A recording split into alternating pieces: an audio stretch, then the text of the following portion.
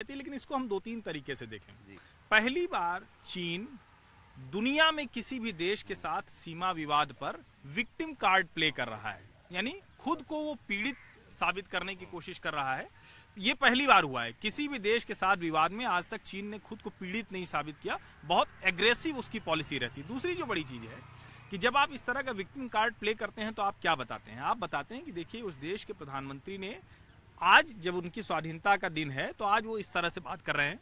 वो बताते हैं कि उनके फॉरेन मिनिस्टर ने क्या बोला, यहाँ तक कि चीन के वित्त मंत्री ने हमारे वित्त मंत्री को झूठा, विदेश मंत्री को झूठा तक कह दिया था। माफ कीजिएगा, विदेश मंत्री में बात कर रहा हूँ, उनको झूठा तक कह दिया था। लेकिन अगर आप संसद में सुषमा स्वराज का भाषण देखें तो वो सरकार की उस पॉलिसी को सीधे सीधे बताता है कि सरकार चीन पर किस तरह से बात कर रही है। बिल्कुल। अगर नेपाल और भूटान के साथ पिछले दिनों में हमारी जो बातचीत हुई है, हमारे जो विदेश मंत्री के तौर पर जो जाना हुआ है, हमारे जो अधिकारी गए हैं उनके साथ जो बातचीत हुई है, तो वो बताती है कि चीन के साथ हम कैसे पेश आने वाले हैं। निश्चित तौर पर दुनिया में किसी के लिए भी युद्ध तो बिल्कुल वर्स्ट कंडीशन है, मानवता के लिए तो वो अच्छा हो ही नहीं सकता, चाहे वो पाकिस्तान से हो या चीन से हो।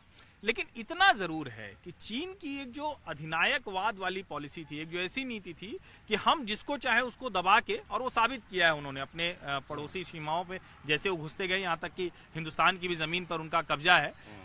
लेकिन अगर प्रधानमंत्री आज वो बात नहीं करते हैं तो मैं उसको लार्जर पर्सपेक्टिव में देखता हूं तो वो डिप्लोमेसी के लिहाज से ठीक है। दुनिया जब सुन रही है तो उन्होंने चीन की घटना का जिक्र नहीं किया। उसमें बड़ी बात समझनी चाहिए, भारत और पाकिस्तान के बीच सीधे सीधे लड़ाई है हमारी। एक तो वो हिलाल वाली बात सही है कि हमें पाकिस्तान, हिंदू मुसलमान 47 का बंटवारा, वो सब इतनी जमीन है कि हमको बड़ा मजा आता है दोनों देश के नेताओं में।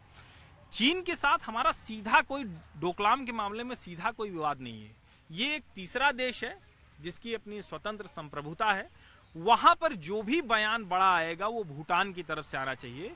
अंतर्राष्ट्रीय संधियों के लिहाज से हम भूटान की सीमाओं को सुरक्षित रखने की हमारी जिम्मेदारी है। तो मुझे लगता है शायद यही वजह रही होगी प्रधानमंत्री ने उस पर नहीं बोला, और उससे बोलने से थोड़ा बचना बेहतर है डिप्लोमेटिक तरीके से।